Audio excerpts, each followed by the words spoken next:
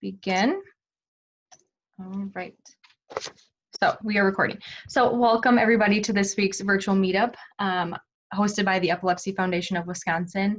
My name is Alicia Thompson. For those that don't know me, I'm the program manager for EFW. Tonight's topic is going to be about the ketogenic diet and focusing on pediatrics. So this meetup is actually going to be a little bit different because if you've been on these before, you notice that I'm the only one on your screen at the moment. And that is because we have actually pre-recorded this Q&A with Nora McCormick. She is a pediatric dietitian at American Family Children's Hospital. So like I said, it's already been pre-recorded. We did a Q&A session with her and she is very knowledgeable and we're very excited. She couldn't be here tonight, so that's why we had to pre-record it, but still very, very informative and it'll be really good. So like I mentioned in the very beginning, we are recording this, so it'll be up on our video library on our website, which is epilepsywisconsin.org. So it'll be up early next week. You can go check it out, as well as some of our other VMUs that we've done as well. So just know that they do go up on our website within a couple of days. So we're recording this, like I said. You're an attendee on this call, you are muted and your videos are off. But even though Nora is not live with us tonight, we still encourage you to ask questions, whether you want to type them during the call. Otherwise, at the end, I will simply just ask if anybody has any questions. You can certainly type them in. We do have your emails and whatever contact info you provided when you registered. So whatever questions you do ask, we can get to Nora, no problem. She's more than happy to answer them. And yeah, you can use the Q&A button at the bottom of your screen. I don't know if I mentioned that, but you can use that. So I'm going to just start the video. So if you just want to give me 1 second and we will get started with that.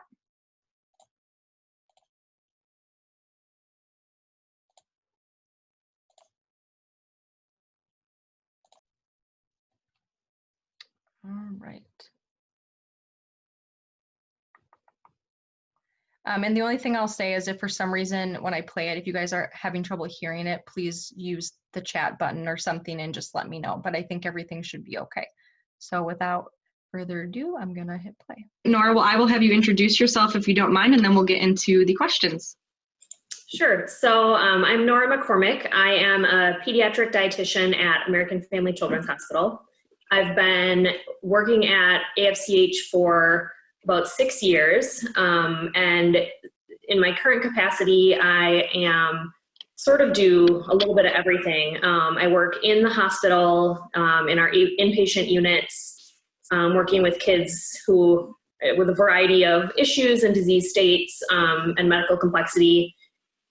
Anything from helping with tube feed regimens to helping babies grow, the occasional healthy eating. And then a main part of my job is working with our ketogenic diet program. So our pediatric neurology department is sort of where that lives, but I also follow those kids when they are admitted to the hospital.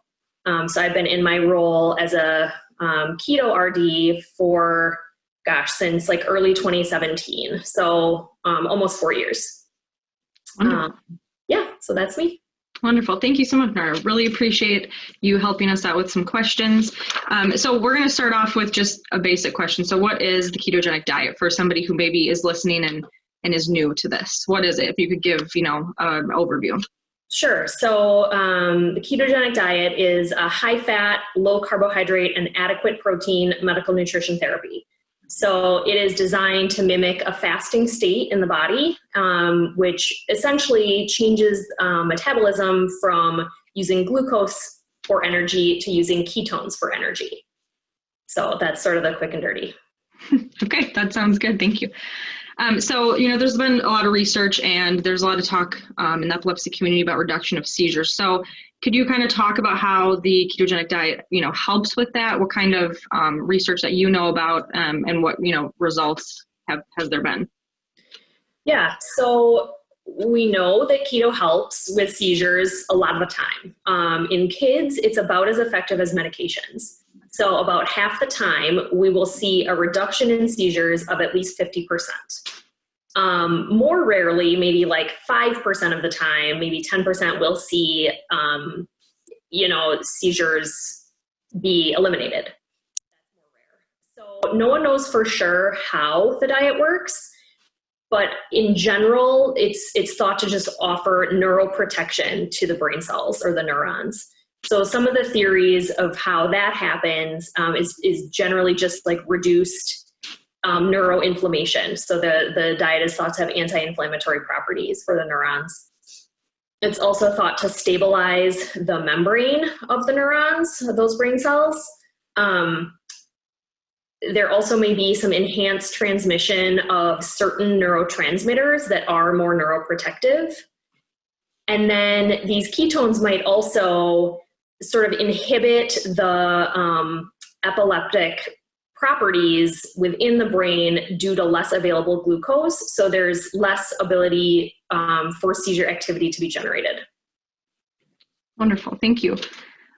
If, I know that there is different, epilepsy conditions that, I don't want to say benefit, that's probably not the right word, but that there's research out there where, it really does impact a lot more. Can you talk about maybe some of those specific epilepsy conditions that you know of, kind of focusing on pediatrics?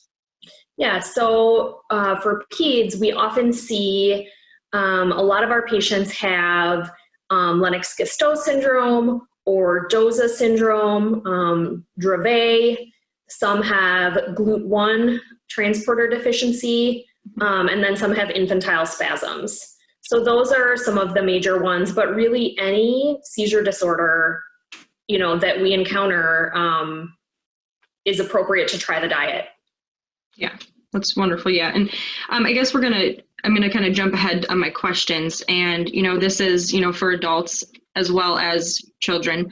What is the earliest, I guess, that somebody can start this diet, and what does that look like? So if a patient's medical team deems that keto is, medically their best choice, it can be started at any age. Okay. The youngest patient I have worked with was 3 months old.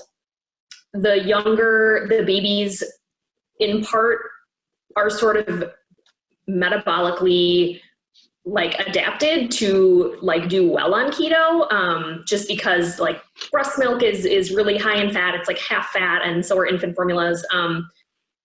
So, in that way, it can be seemingly easy, but you do have to really watch out for some of the side effects. The smaller the patient is.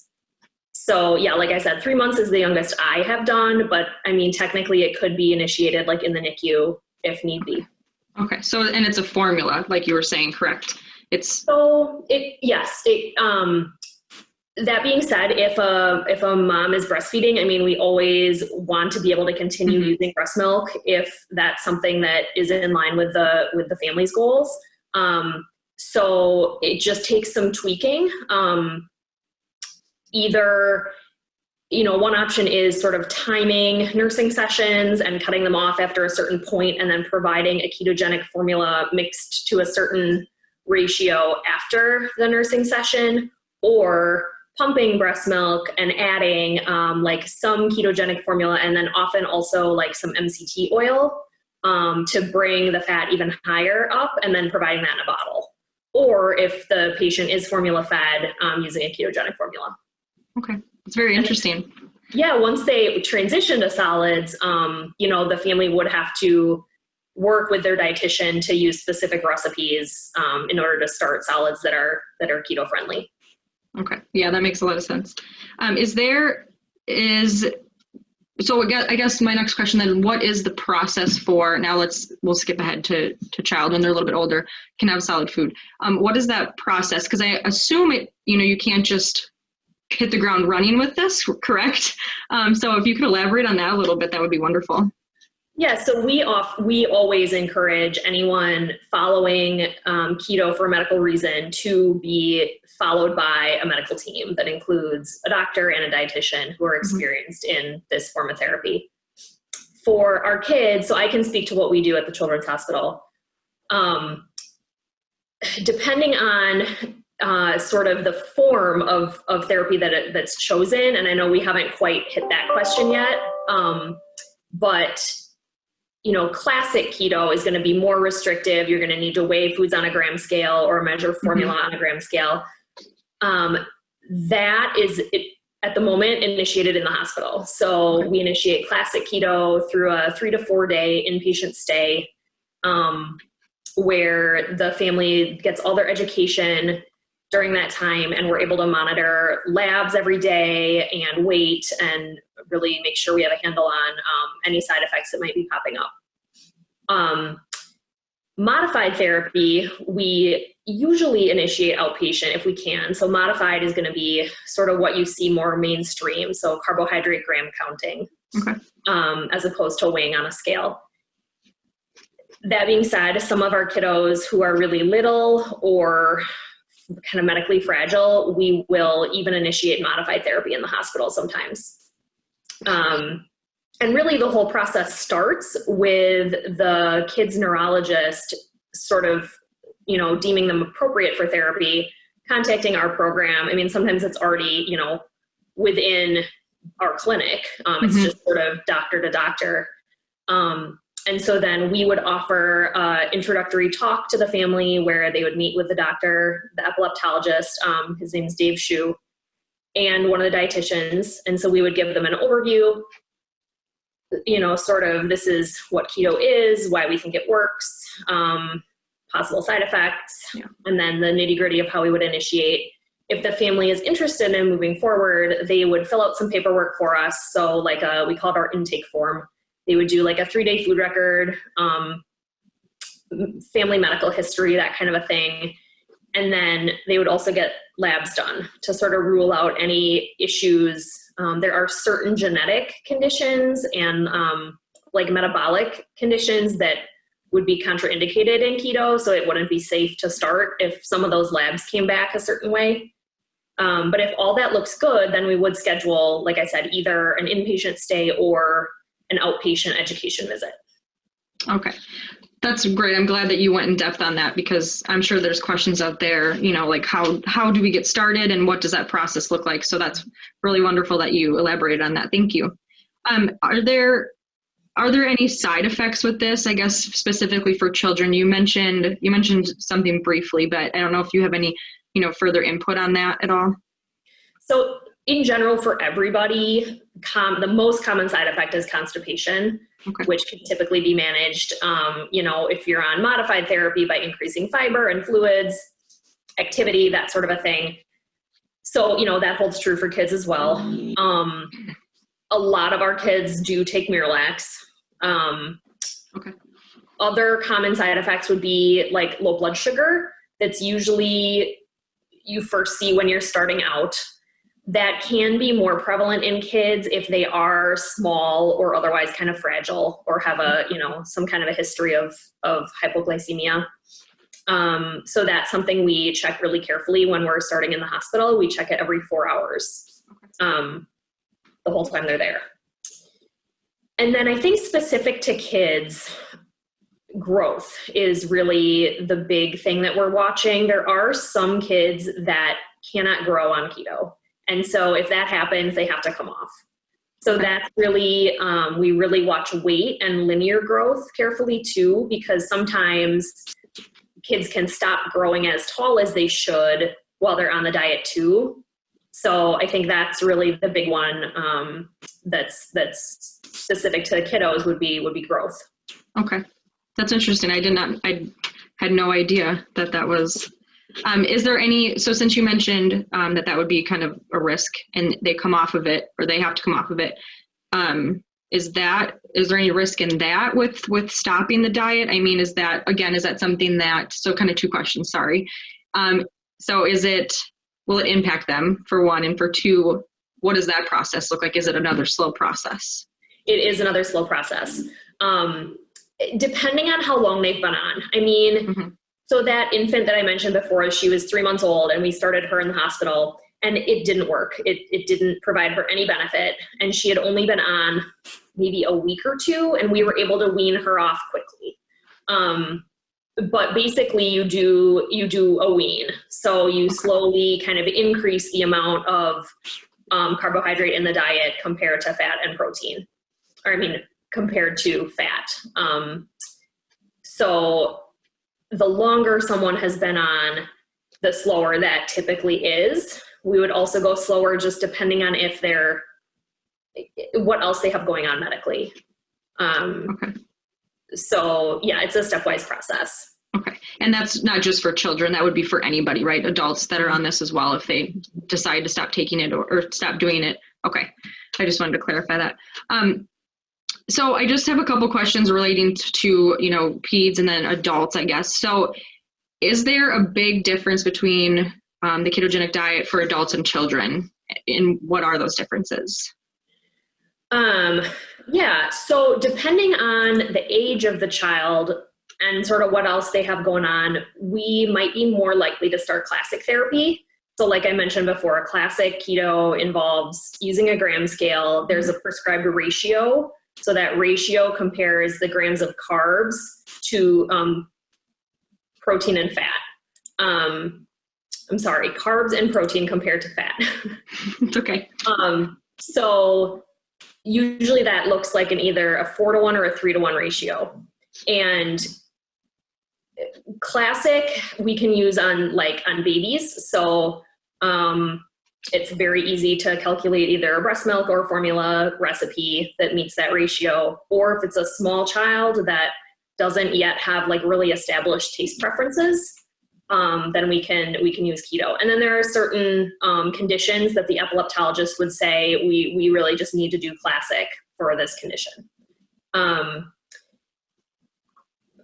That being said, we also use modified therapy very often, especially for kids that are school age or older or teenagers. That might look a little lower in carb compared to adults. So we typically start kids at about 10 to 15 grams of net carbohydrate a day. And you get net carbohydrate by taking the total carbs minus the fiber. So I know in the adult clinic, they might start closer to 20.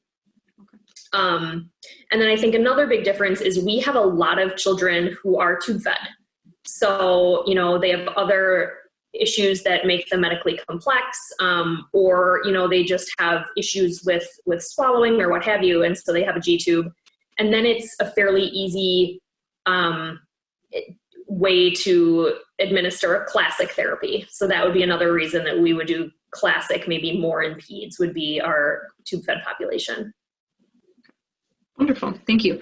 The only other thing I forgot to ask before is, medication. Medications are still taken with this, correct? Yeah. So at least at first, we don't make any changes to meds other than even medications have to be in, they can contribute significant carbohydrate to the diet. So they have to be changed over to tablets. Okay.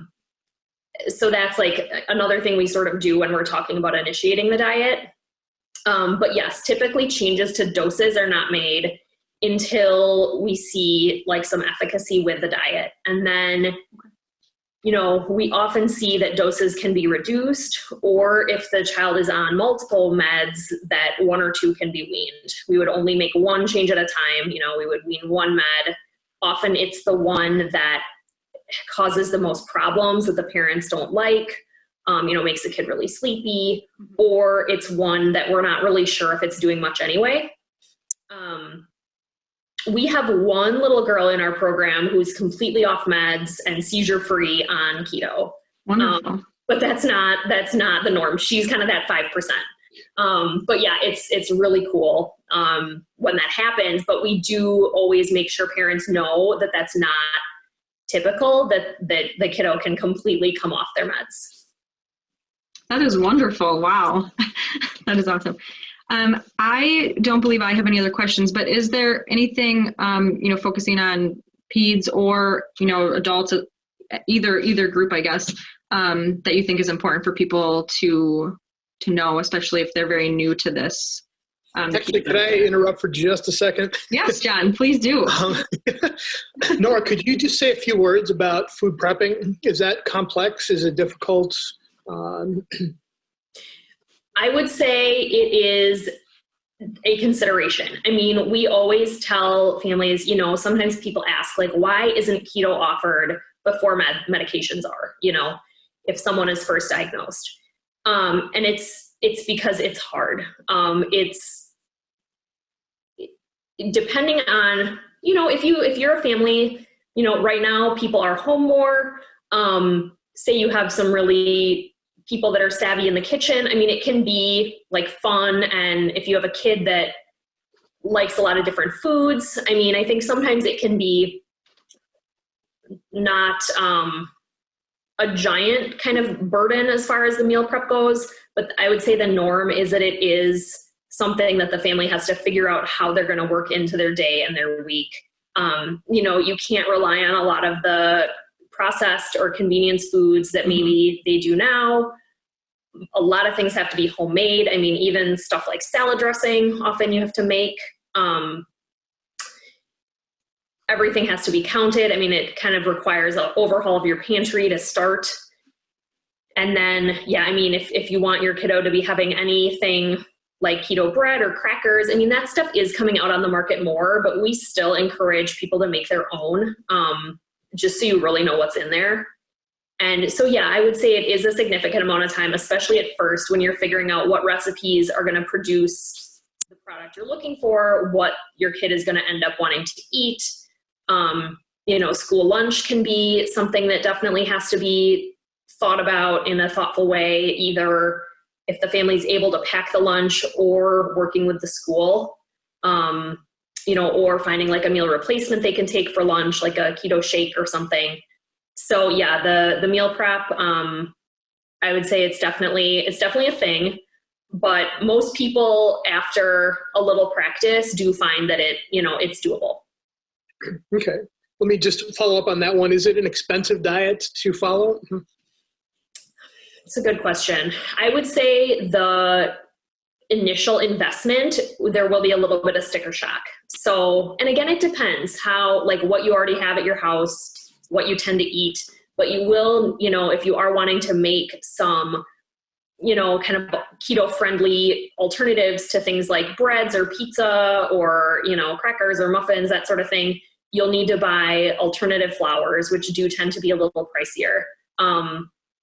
So, you know, kind of stocking your pantry with almond flour, you know, that sort of a thing. And some of the oils, because like I said, you know, this is not only a low carb diet, but it's high fat. So you're adding oil to your food kind of by the tablespoon. So buying in bulk and sort of that initial stocking up can be a big grocery bill. But I would say over time, I mean, we honestly don't have that come up as often as I sort of feared that it might. I think people can figure out a way to work it into their budget. And also with kids, we're lucky that some of our kids that are more medically complex, they do get some funding that they're able to use to purchase some of this stuff. So I think for kids, you know, I can't speak to how that looks for adults, but I do think we have maybe a little more flexibility for some of our families with finding funding, like from the county, for the diet. John, do you have anything else to add to that since you asked the last question? I just want to clarify. No, that was it. Okay, wonderful. Thank you. Nora, I think I just have one more. If there's anything that you can think of, do you have any, we're kind of relating to John's questions. Is there any tips that you would give to parents? I know, you know, you talked about kind of like a little bit about meal prep and price. I mean, is there anything that you can think of off the top of your head that would be helpful for parents to know when getting started? I know it's kind of a broad question, but. Yeah, I mean, I think like being a good kind of researcher as far as good online resources. So I know, you know, the Charlie Foundation is a really great resource, and then so is Matthew's Friends. And so I would encourage families to definitely check out those websites. They go through like a lot of like frequently asked questions. So like sort of like what we did, like what is keto? How does it look for my kid? What are the different kinds?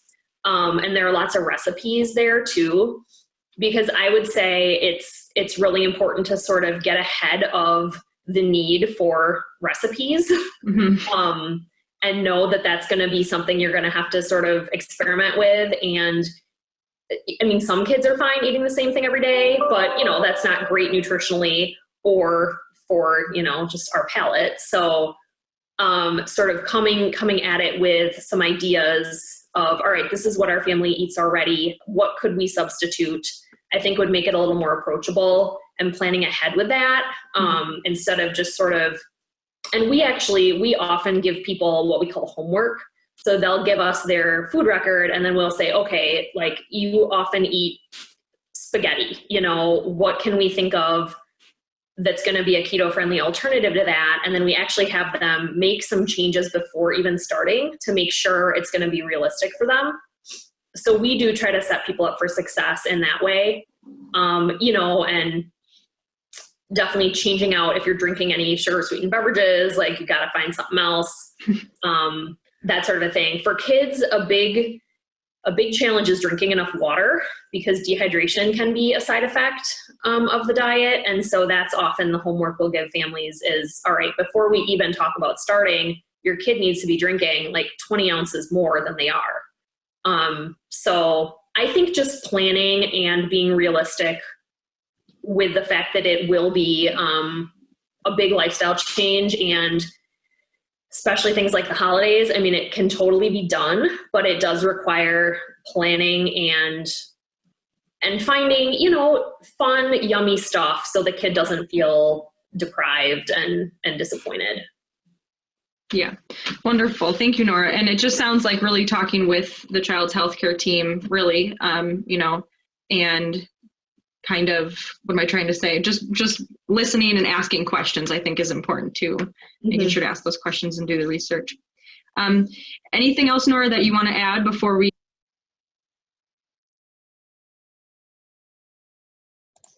All right, that was the end of the video. I'm going to stop sharing really quick. So if anybody has any questions, like I mentioned before, now is the time if you want to type them in the Q&A. If you use that Q&A button, feel free. Again, Nora obviously is not live with us tonight, where more normally we would have people, she would answer questions right here. But we do have, like I mentioned, we have the your email when you registered. So any questions you do ask, we can get the answer from her and then pass on that answer to you. So I will just stay on for just a couple minutes, and if you have any questions, please type them in. The other thing I just want to remind you is this video will be up on our website, as I mentioned earlier, by early next week, and you can look at the rest of the other VMUs that we have done. They are up on there as well. And the only other thing I did not mention is if there's something you think of, if there's a question you think of after the fact, you can email us at our Connect email, and I'm actually going to type that in the chat for everybody, so you can use that if you need to. So it is connect@epilepsywisconsin.org.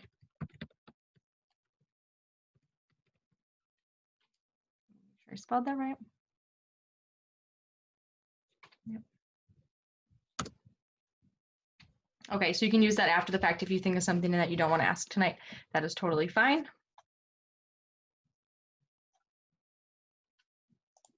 All right.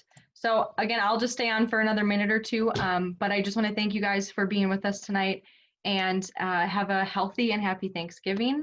We will not be having a virtual meetup next week because it falls on Thanksgiving, but just want to wish everybody, you know, time if you're going to be with family. Enjoy it. Stay safe, stay healthy, and we'll see you in just a couple of weeks.